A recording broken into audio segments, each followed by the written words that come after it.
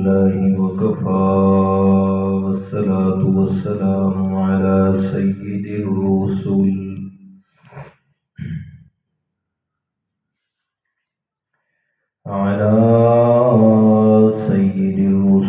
وخاتم الأنبياء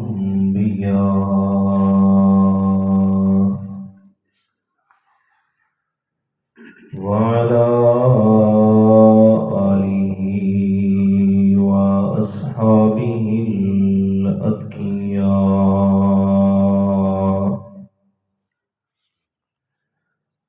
الذين هم خلاصة العرب العرباء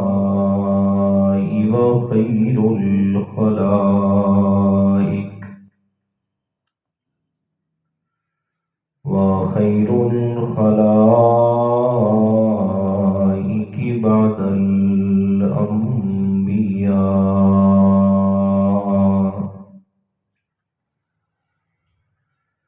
أما بعد فإن خير الحديث كتاب الله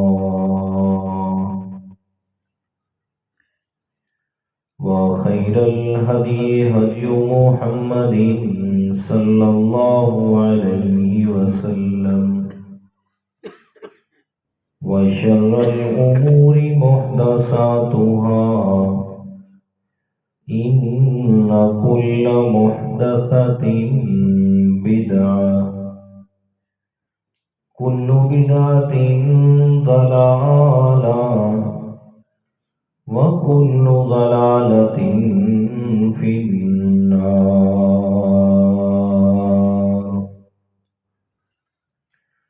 أعوذ بالله من الشيطان الرجيم.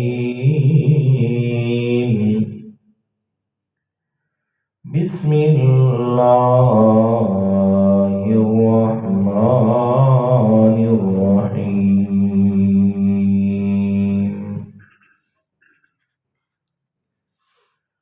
يا أيها الذين آمنوا كتب عليكم القصاص في القتلى الحر بالحر والعبد بالعبد والأنثى بالأنثى فمن عفي له من أخيه شيء فاتباع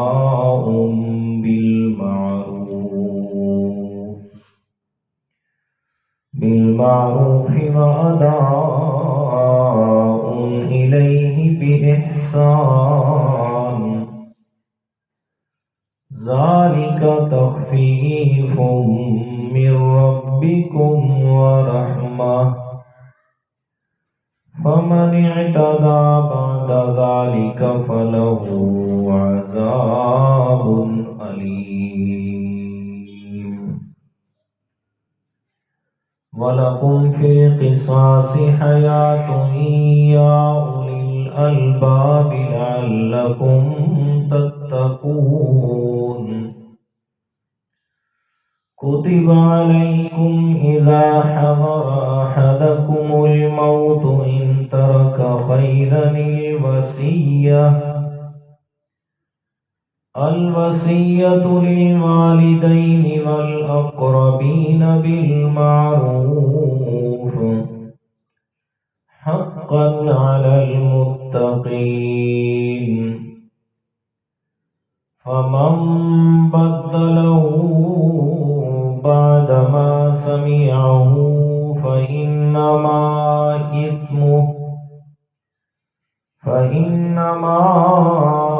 إثمه على الذين يبدلونه إن الله سميع عليم.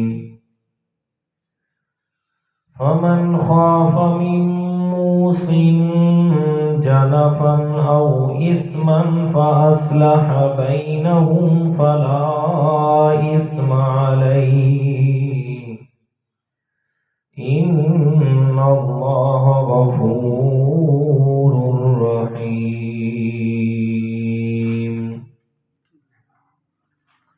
صدق الله العظيم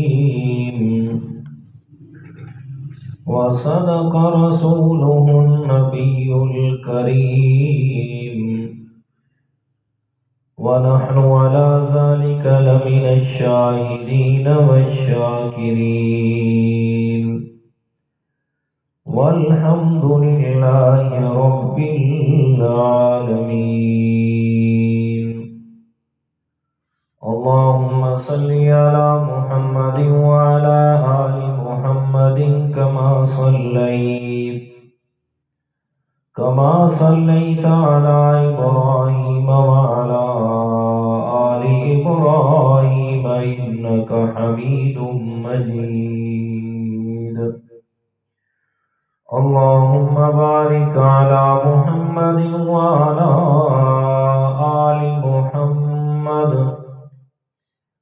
كما باركت على إبراهيم وعلى آل إبراهيم إنك حميد مجيد.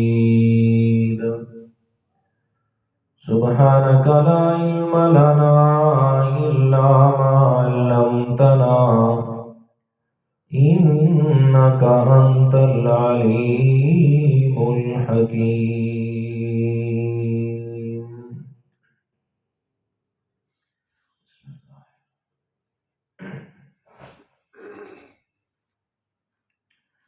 گرامی قدر سامعین،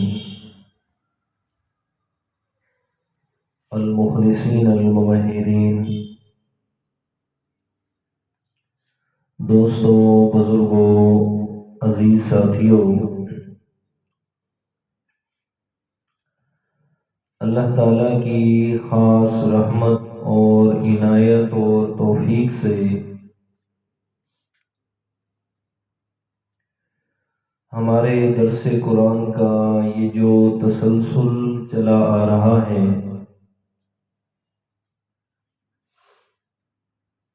سورہ بقرہ کی آیت نمبر 177 تک آیات کا ترجمہ اور اپنے کم علم اور ناقص العقل ہونے کے مطابق اس کی تھوڑی بہت تفسیر آپ حضرات کے سامنے عرض کر چکا ہوں.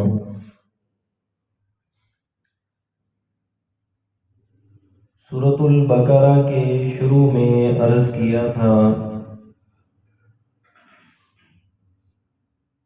کہ تفسیری نقطہ نگاہ سے سورۃ البقرہ کو مفسرین کرام نے 2 حصوں میں تقسیم کیا ہے. پہلا حصہ آیت نمبر 1 سے لے کر آیت نمبر 177 تک ہے، جس میں اللہ تعالیٰ نے عقائد کا بیان فرمایا اور اس پر ہونے والے شکوک و شبہات، اور ساتھ میں یہود و نصارہ کے نہ ماننے پر ان کے اعتراضات اور سوالات کا سیر حاصل جواب، اور کچھ احکامات کا ذکر پہلے حصے کے ضمن میں ہو چکا. دوسرا حصہ سورت کا جو امور انتظامیہ کے بیان میں ہے کہ معاشرے کے اندر مختلف قسم کے جرائم اور مختلف قسم کے خلاف شرعی باتیں اور قوانین، اور ان کی وجہ سے معاشرے میں پھیلنے والا فساد، سو اس کا سد باب اور ان کا روکنا کیسے ممکن ہوگا؟ چونکہ یہ سارے کے سارے فرائض انتظامیہ کے ہوتے ہیں، تو چونکہ مذہب اسلام وہ صرف عبادات کے مجموعے کا نام نہیں ہے، بلکہ مذہب اسلام ایک کامل ترین مذہب اور کامل ترین نظریہ حیات ہے۔ تو اس بات کو سامنے رکھتے ہوئے شریعت اسلامیہ نے جہاں عبادات کے احکامات کا تذکرہ فرمایا ہے، وہاں ساتھ ہی ماحول اور معاشرے کو پاک کرنے کے لیے اور امن و سکون کا گہوارہ بنانے کے لیے انتظامیہ کو بھی اللہ تعالیٰ نے اصول و قوانین بتلائے کہ ان اصول و قوانین کے ذریعے معاشرے کے اندر امن و امان کی فضا قائم کر کے برقرار رکھی جا سکتی ہے۔ دوسرے حصے میں دو مضمون آئیں گے بڑی تفصیل سے، ایک جہاد فی سبیل اللہ اور دوسرا انفاق فی سبیل اللہ۔ جہاد فی سبیل اللہ، اللہ تعالیٰ کے راستے میں جہاد، اور انفاق فی سبیل اللہ یعنی اللہ تعالیٰ کے راستے میں مال خرچ کرنا۔ اصل مضمون تو پہلا جو جہاد فی سبیل اللہ ہے، اسے اللہ تعالیٰ نے پہلے نمبر پہ بیان فرمایا۔ دوسرے حصے میں جہاد فی سبیل اللہ سے پہلے چند امور انتظامیہ کو بیان کیا، اس لیے کہ باہمی نظم و ضبط اور محبت کے بغیر جہاد کرنا مشکل نہیں بلکہ ناممکن ہے، کہ جب تک آپس کے اندر پیار محبت اور نظم و ضبط نہیں ہوگا تو جہاد نہیں ہوگا۔ اور امور انتظامیہ کی پابندی صرف اسی صورت میں ممکن ہو سکتی ہے